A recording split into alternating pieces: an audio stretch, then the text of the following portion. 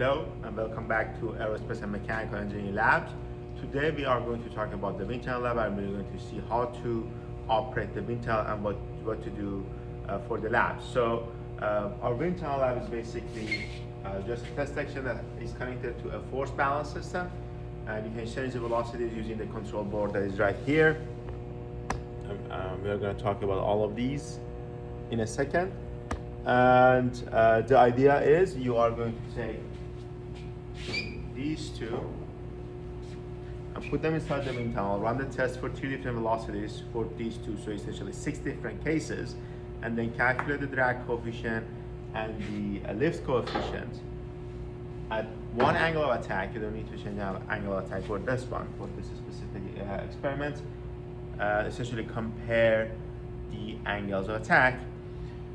One thing you have to keep in mind, compare the drag coefficient and the lift coefficient. One thing you have to keep in mind is that the idea is based on flow similarity. If the geometry and the flow conditions stays the same, you should calculate the same lift coefficient and drag coefficient. So essentially, since these two are the same thing, are the same spheres, the only thing that is different between them is their size. You should eventually calculate the same lift and drag coefficient for all scenarios, or very similar for all scenarios. So, and there's a teardrop shape that is already installed here, that is already installed inside the test section. For this, you have to run the test at 3 different velocities and at different angles of attack to obtain, essentially changing the angle of attack to obtain the lift versus angle of attack, lift coefficient versus angle of attack, and the drag coefficient versus angle of attack graphs. So how should we operate this? I'm not going to start the wind tunnel. I'm just going to show you how to operate it and how to change the velocities. The first thing you want to do, that this is a must, is to pick up an ear plug. You have to put these in your ears, of course, the ear plugs, because this wind tunnel generates a lot of noise. You have to make sure that you follow the safety guidelines. Okay, how can we start the wind tunnel? That's the first thing. Let me change that. So you see the panel. This is a control panel. There is an on switch here. This is a little stiff. You just have to turn it on, and then you can start the blower fan by pressing this green button. I'm just going to start it for 1 second. Just 1 second. I started for 1 second, but it does generate a lot of noise. You have to make sure you have your earplugs on. When you start it, you can control the speeds right here. There are different scenarios. It's different speeds you can actually choose. It goes from I think 22 meters per second to 30 something meters per second, but it always stays below the compressible flow threshold. So the Mach numbers, which is the ratio between velocity and the speed of sound, is going to stay below 0.3. So you turn it on. I'm going to turn it off again. Again, it's a little stiff, so don't be scared. This is not going to break. It's just a little stiff. Start the blower, and then you set the speed. You can have it as minimum and somewhere in the middle, and then at the maximum.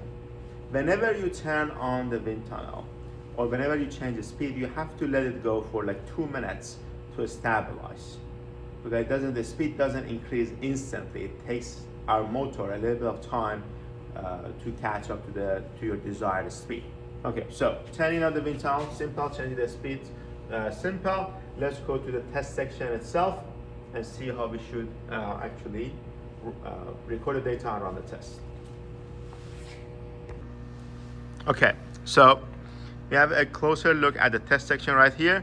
You can see we have our pitot tube right here. This is where we measure the flight velocity. We have a teardrop shape installed already, and there is an arm to change the angle of attack.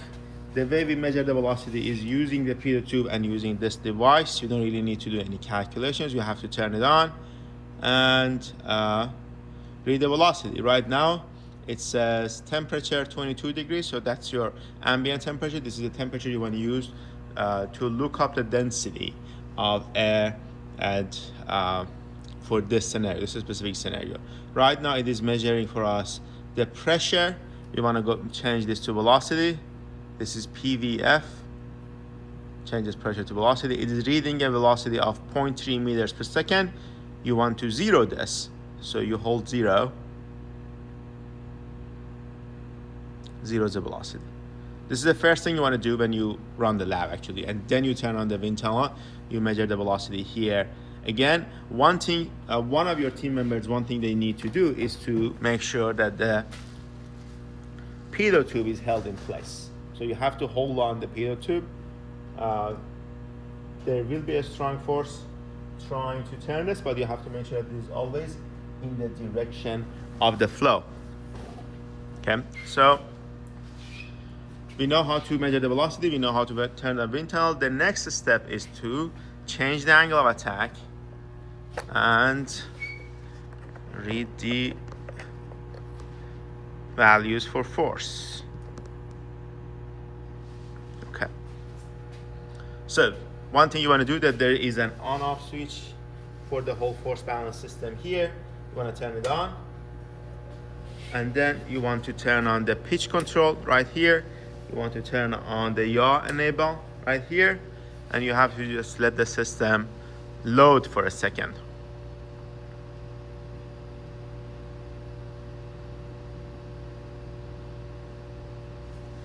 Let me zoom in a little bit.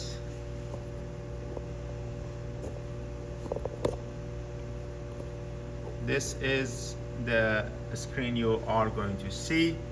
It has different options. What we want to work with is the wind forces. So it gives you a pitch angle, which is the angle that we are playing with. This pitch angle is the angle of attack. It gives you a control over the yaw angle, which is the rotation like this. And it gives you, we don't really care about the offsets, but it gives you all of the forces. This is a touch screen, so you have to be careful with this. As you can see, the forces that we read right now are non-zero, so we have to reset the sensor and tear it to get to 0 values. As you can see, there are some fluctuations here. So what you do is, there is a USB port on the side. You want to make sure that you bring a flash drive.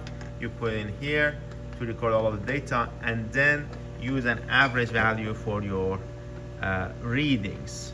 Okay, so we have the teardrop shape right now installed. For the teardrop shapes, we have to run the test at 3 different velocities, and for a couple of different angles of attack. It can be 5, 6, 7, doesn't really matter. You can choose the number of angle of attacks you want to do your test at, but changing the angle of attack is pretty simple. You click on this box here for the pitch angle. The touch screen is a bit finicky, so be gentle with it. Let's change the angle to 10 degrees from 0 degrees. So the angle right now is at -0.2 degrees, which is essentially 0, and we want it to go to 10 degrees. And then let me zoom out again so you can see what happens. Then you're gonna hit move.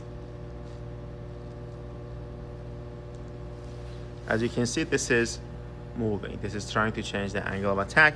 So this teardrop shape is oriented at a 10 degrees angle.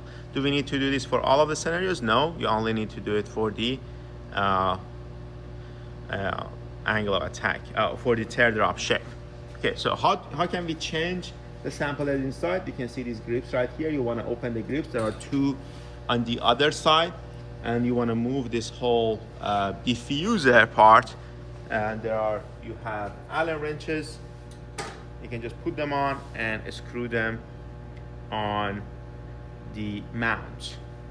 One thing you have to keep in mind is that you don't want to tighten the screw very much, because if you do so, it will break the screw and the mounting system. So just put it on there, make sure that there is no vibration and that is how tight you need to be with your screws.